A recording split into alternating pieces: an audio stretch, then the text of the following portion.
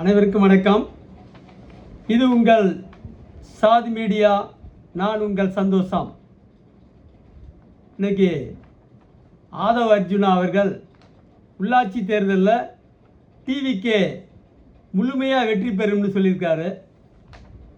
அதுக்கு திமுகவினுடைய செய்தி தொடர்பாளர் ஆர்எஸ் பாரதி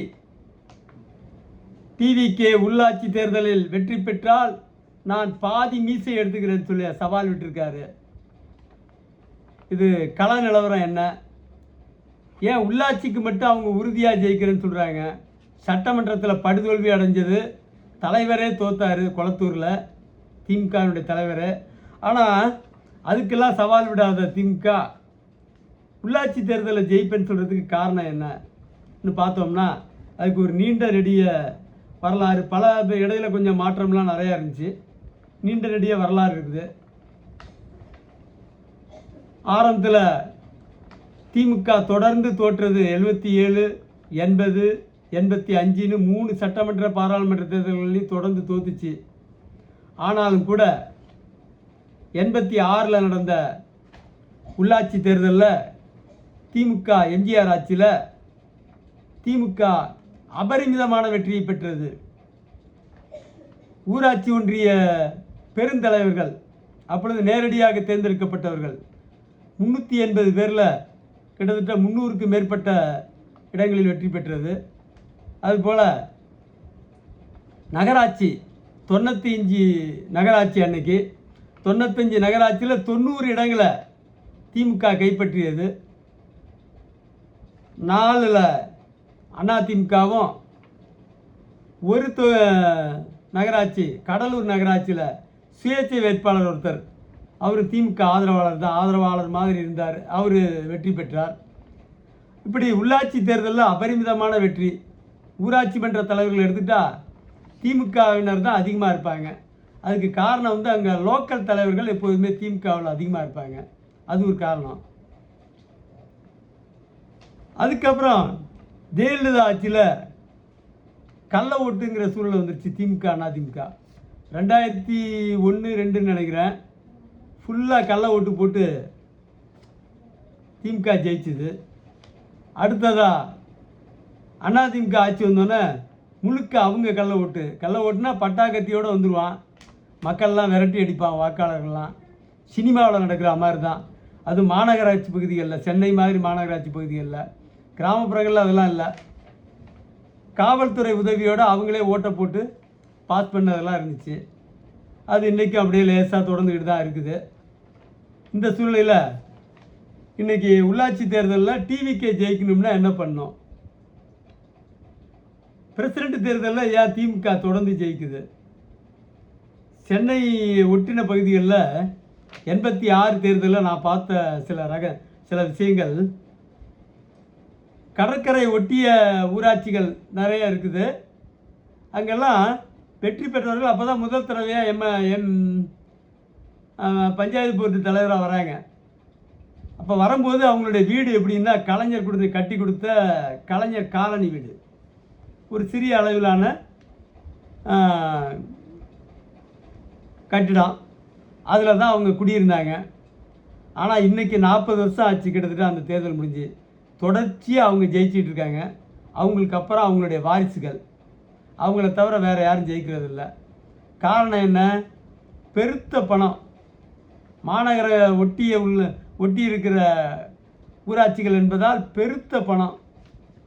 அதனுடைய விளைவு, அதோட அரசு நிலத்தை ஃபுல்லாக பட்டா போட்டு விற்றது, இவங்களே ஆக்கிரமிச்சுக்கிட்டது, இப்படியெல்லாம் பண்ணதனுடைய விளைவாக இன்றைக்கி நிலவரத்துக்கு 10,000 கோடி 20,000 கோடி சொத்தோடு இருக்கான். அவனுக்கு தெரியும் ஊராட்சியில் எவ்வளோ சம்பாதிக்கலான்ட்டு. அதனால் எந்த வகையிலையும் விட்டு கொடுக்க மாட்டான். எவ்வளோ செலவானாலும் சரி காசை செலவு பண்ணி, ஏன்னா அது எவ்வளோ சம்பாதிக்கலாங்கிற விவரம் அவங்களுக்கு தான் தெரியும். ஏன்னா முழுக்க பெரிய கட்டடம், அதுக்கு வரி அதிகம். அந்த வரியெல்லாம் ஊராட்சி வரியில் சேரும். அது மாதிரி தொழிற்சாலைகள், தியேட்டர்கள், இதிலெல்லாம் அதிக வருவாய் கிடைக்கும். நகர்ப்புறத்தை ஒட்டி இருக்கிறதுனால அதிக வருவாய் உள்ள ஊராட்சி, பெருத்த கோடிகளில் பணம். ஊராட்சி தலைவரை பொறுத்த வரைக்கும் ஜனாதிபதிக்கு கூட அந்த வாய்ப்பு கிடையாது. ஊராட்சி தலைவரே கையெழுத்து போட்டு பணத்தை எடுத்துக்கலாம். இப்போ தான் கொஞ்சம் மாற்றம் வந்துச்சுன்னா கூட என்ன கூட்டணி, அவங்க பஞ்சாயத்து போர்டு செக்ரட்டரி இருக்கான், அவனுக்கு கொஞ்சம் காசை கொடுத்துட்டு இவங்க இப்போ சுருட்டுவாங்க. அதிகாரிகளுக்கு பணம் கொடுக்கணும், எடுக்கிற பணத்தில் அவன் பட்ட கேள்வி கேட்பாட எல்லாமே எடுத்துகிட்டு கணக்கு எழுதிட்டு இருப்பான். அப்புறம் பொறுமையாக உட்காந்து. அதுதான் அன்னையிலேருந்து இன்றைக்கி வரைக்கும் இருக்குது. இதனால தான் இதில் அதிமுக வந்து அதில் தலையெடுக்கிறதுங்கிறது அவ்வளோ ஈஸியான ஒரு விஷயமா இல்லை. சில போல்ட்டான மனிதர்கள், கள்ளச்சார வியாபாரிகள், இவங்க தான் அதிமுகவிலேருந்து தலையெடுப்பாங்க. ஏன்னா பணத்தை கொட்டணும், பணத்தை கொட்டணும்னா கள்ளச்சார வியாபாரியாக இருக்கணும். அது மாதிரி ஊராட்சி ஒன்றிய சேர்மன் பதவி இப்போல்லாம், முன்னாடிலாம் வந்து பெருந்தலைவர் இருந்தாங்க, அன்றைக்கி நேரடியாக எம்எல்ஏ எலெக்ஷன் மாதிரி நடந்துச்சு. இப்போ ஊராட்சி ஒன்றிய கவுன்சிலர்கள் மூலயமா தேர்ந்தெடுக்கப்படுறாங்க. அப்போ அவங்களுக்கு தெரியும், எம்எல்ஏவை விட அதிக வருவாய் உள்ள பதவினா ஊராட்சி ஒன்றிய சேர்மன் தான். எம்எல்ஏ பதவிக்கெலாம் அவ்வளவு பவரும் இல்லை, அவ்வளவு வருவாயும் இல்லை. பெருத்த பணம் சம்பாதிக்கலாம்னா சேர்மனாக தான் இருக்கணும். அப்போ சேர்மன் என்ன பண்ணுறாரு, பெரிய எவ்வளோ சம்பாதிக்கலான்னு தொடர்ந்து ஒரே ஆள் தான் வந்துக்கிட்டே இருப்பான், மாற்றி மாற்றி அவனுங்களே வந்துக்கிட்டு இருப்பான். செலவை பற்றி கவலைப்பட மாட்டான். எதிர்கட்சியில் இருக்க கவுன்சிலரையும் விலைக்கு வாங்கிடுவான். எவ்வளோ காசு கொடுத்தனாலும் தூக்கிடுவான், ஆளை தூக்கிடுவான், காசை கொடுத்து விலை பேசி ஜெயிச்சிருவான். புதுசாக வர்ற ஆள் கொஞ்சம் பயப்பட வேண்டிய சூழ்நிலை இருக்கும். ஏன்னா எவ்வளோ செலவு பண்ணால் எவ்வளோ எடுக்கலாங்கிற சூழல் வந்து இவங்களுக்கு தெரியாது. அதெல்லாம் ஒரு காரணம். அது மாதிரி நகராட்சி தேர்தலில் நகராட்சி தலைவர் பதவியும் சரியான காசு உள்ள பதவிகளில் நகராட்சி தலைவர் பதவி. இதிலெல்லாம் டிவிகே ஜெயிக்கணும்னா என்ன பண்ணணும்? டிவிகே ஜெயிக்கணும்னா ஊழலை தடுக்கணும், லஞ்சத்தை தடுக்கணும், ஊழலை தடுக்கணும். ஊராட்சியில் வந்து முழுக்க முழுக்க ஊழல், 100 நாள் வேலை திட்டம், பெருத்த ஊழல். 35 பேர் வேலை பார்ப்பான், 200 250 பேருக்கு பில் எடுப்பான். வர்ற படத்தில் 85% மோசடி. அதே மாதிரி வீடு கட்டுற திட்டத்தில் பெருத்த ஊழல், 80% வீடே கட்டாமல் பில் எடுத்துருவான். அப்ரூவல் வாங்குறதுல பணம், இப்படி ஊழல் நடக்கும். இதன் காரணமாக தான் ஊராட்சி மன்ற தலைவர்கள் பார்த்தீங்கன்னா 20 லட்சத்துலேருந்து 1 கோடி ரூபா வரைக்கும் செலவு பண்ணுவான் ஊராட்சி மன்ற தலைவர் தேர்தலுக்கு. ஆனால் எம்எல்ஏ தேர்தலே டிவிக்கு அந்த அளவுக்கு செலவு பண்ணல. எம்எல்ஏ தேர்தலே 20 லட்சம் 50 லட்சம் செலவு பண்ணாங்களான்னு தெரில. ஆனால் ஊராட்சி தேர்தலையே 20 லட்சத்துலேருந்து 1 கோடி ரூபா வரைக்கும் செலவு பண்ணுவான் திமுகங்கிறான். ஏன்னா அவனுக்கு தெரியும் அந்த ஊராட்சியில் எவ்வளோ பணம் இருக்குது. தொழிற்சாலைகள் இருந்துச்சா, அல்லது வேறு ஏதாவது வருவாய் உள்ள வாய்ப்புகள்லாம் நிறையா இருக்கும்.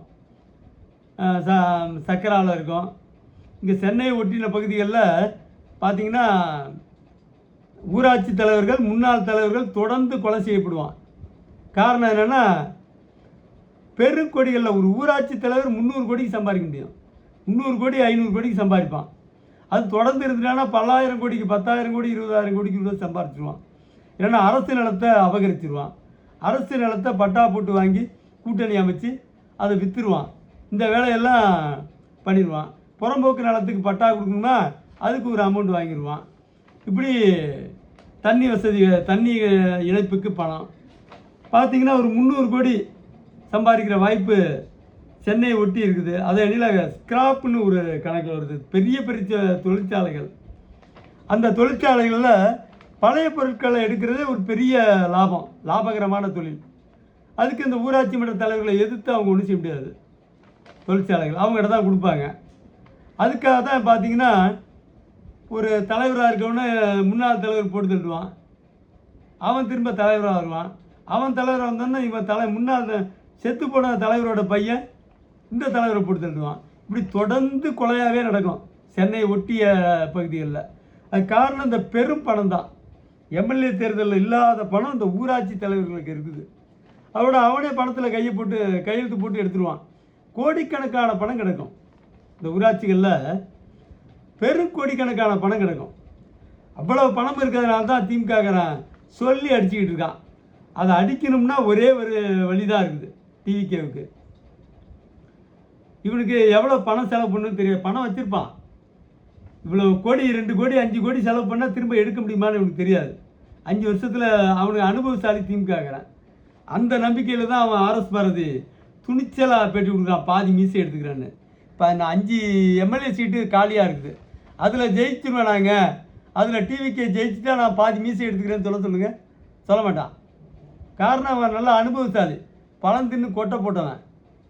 அதனால் எது எதுலலாம் திமுக ஜெயிப்பாங்கிறதுக்கு உறுதியாக நம்பிட்டு இருக்கான். ஏன்னா பணத்தை கொட்டி ஜெயிக்கிறது, அதில் அனுபவசாலிகள் திமுககாரன் தான் முழுக்க. அதை தடுக்கிறதுக்கு ஒரே ஒரு வழி, ஊழல் லஞ்சத்துக்கு எதிரான சட்டத்தை வலிமைப்படுத்துறது ஒன்று தான் ஆதவ அர்ஜுனாவுக்கு இருக்கிற ஒரே வழி. ஒன்று, தேர்தலுக்கு முன்னாடியே ஊழல் லஞ்சத்துக்கு எதிரான சட்டத்தை மிக வலிமையாக கொண்டு வந்தால் அவன் தானாக கொஞ்சம் அடங்கிடுவான் செலவு பண்ணுறத. அல்லது அவன்தான் ஜெயிப்பான்.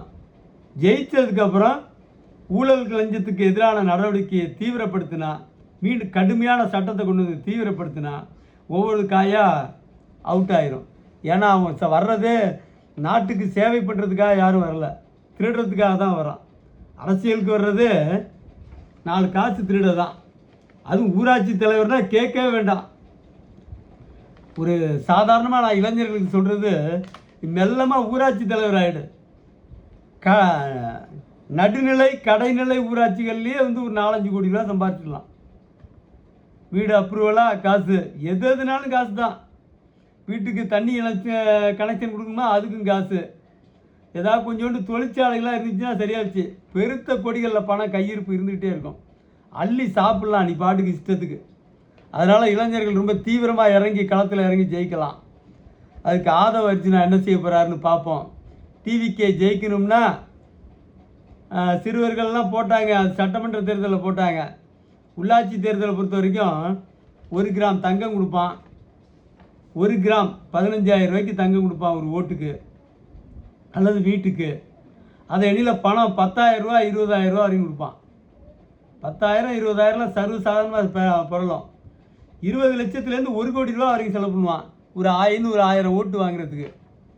அப்போ எவ்வளோ பணம்னு பார்த்தீங்க. முழுக்க சரக்கு, பிரியாணி இதிலே தான் ஓடிட்டுருக்கோம்.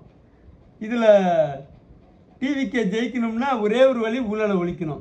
முதல்ல சட்டத்தை திருத்துங்கள் என்று சொல்லி வேண்டுகோளை வைத்து, ஊழலை தடுக்க சட்டத்தை திருத்துங்கள், திட்டத்தை நிறுத்துங்கள் என்று சொல்லி விடைபெறுகிறேன்.